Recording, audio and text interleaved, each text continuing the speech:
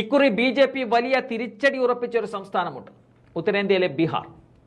നിതീഷ് കുമാറിന്റെ നാമമാത്രമായ എം.എൽ.എമാരുടെ പിൻബലത്തിൽ എൻ.ഡി.എ സഖ്യം സർക്കാർ ഉണ്ടാക്കിയിരിക്കുന്ന ബീഹാറിൽ ലോക്സഭാ തെരഞ്ഞെടുപ്പിൽ പക്ഷേ അത്ര എളുപ്പം കടന്നുകൂടാൻ സാധിക്കില്ല എന്നത് ഉറപ്പാണ്.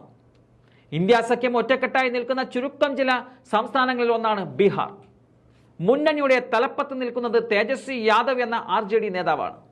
കടുത്ത നടുവേദന അലട്ടുന്ന തേജസ്വിയോട് കിടക്കയിൽ നിന്ന് എഴുന്നേക്കരുത് എന്നതാണ് ഡോക്ടർമാർ നിർദ്ദേശിച്ചത്.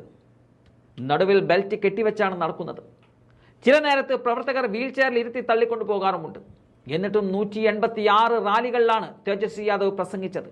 ശാരീരിക അവശതകൾ മാറ്റിവെച്ച തേജസ്വിക്ക് മുന്നിൽ ഒറ്റ ലക്ഷ്യം മാത്രമാണുള്ളത്: ലോക്സഭാ തെരഞ്ഞെടുപ്പിൽ RJDയെയും ഇന്ത്യ മുന്നണിയെയും വിജയത്തിലെത്തിക്കുക എന്നത്. UP-യിൽ അഖിലേഷ് യാദവിനെ പോലെ, തമിഴ്നാട്ടിൽ MK സ്റ്റാലിനെ പോലെ, ബീഹാറിൽ തേജസ്വി യാദവാണ് ഇന്ത്യ മുന്നണിയുടെ നെടും തൂണെന്ന് പറയാം.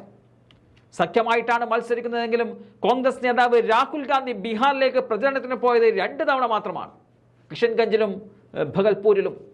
അവിടെ രാഹുൽ റാലി നടത്തിയപ്പോൾ കൂടെ തേജസ്വിയും ഉണ്ടായിരുന്നു. മല്ലികാർജുൻ ഖാർഗെയാണ് കോൺഗ്രസിന് വേണ്ടി ബീഹാറിൽ നിരന്തരം എത്തുന്നത്. തേജസ്വിയാകട്ടെ ബീഹാറിന് പുറമെ ഡൽഹിയിലേക്കും മുംബൈയിലേക്കും ഇന്ത്യ സഖ്യത്തിന്റെ റാലികളിൽ പങ്കെടുത്തിരുന്നു.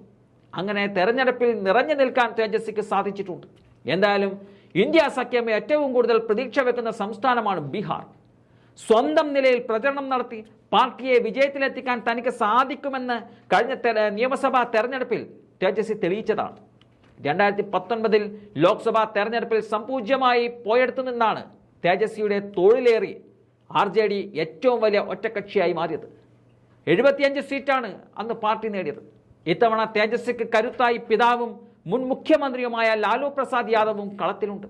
നിരവധി റാലികളിൽ ലാലുവും പങ്കെടുത്തത് RJD ക്യാമ്പിൽ ആവേശം പടർത്തിയിട്ടുണ്ട്.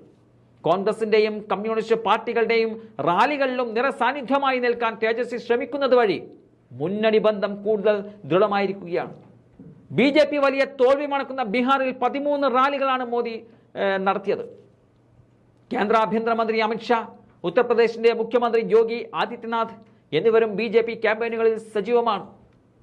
മുഖ്യമന്ത്രിയും JDU നേതാവുമായ നിതീഷ് കുമാറിനെ മാറ്റി നിർത്തിയാണ് BJP പ്രചരണം എന്നതും ശ്രദ്ധേയമാണ്. നിതീഷ് കുമാർ 50 റാലികൾ നടത്തിയെങ്കിലും ഭൂരിപക്ഷം റാലികളിൽ നിന്നും BJP നേതാക്കൾ വിട്ടുനിൽക്കുകയും ചെയ്തു. ഭാരത് ജോഡോ യാത്രയുമായി രാഹുൽ ഗാന്ധി ബീഹാറിലെത്തിയപ്പോഴും പിന്തുണയുമായി തേജസ്വി യാദവ് രംഗത്തെത്തിയിരുന്നു. ചുവന്ന ജീപ്പിൽ രാഹുലിന്റെ ഡ്രൈവറായിട്ടാണ് തേജസ്വി ഒപ്പം കൂടിയത്. അന്ന് തുറന്നു കാട്ടിയ ഐക്യം പിന്നീട് ഇന്ത്യ സഖ്യത്തിന് നൽകിയ ഊർജം ചെറുതല്ല. ഒരു ക്രിക്കറ്റ് കളിക്കാരനിൽ നിന്നും രാഷ്ട്രീയ നേതാവിലേക്കുള്ള തേജസ്വിയുടെ യാത്ര തുടക്കത്തിൽ പലരും സംശയം പ്രകടിപ്പിച്ചിരുന്നു. എന്നാൽ തേജസ്വിയെ കളത്തിലിറക്കിയ ലാലുവിന്റെ തീരുമാനം പാളിയില്ല. 2019 തകർന്നുപോയ RJDയെ ഇന്ന് BJPയോട് ഏറ്റുമുട്ടാൻ കെൽപ്പുള്ള തരത്തിൽ വളർത്തിയെടുക്കുന്നതിൽ തേജസ്വി യാദവ് വഹിച്ച പങ്ക് ആർക്കും വിസ്മരിക്കാനുമാവില്ല.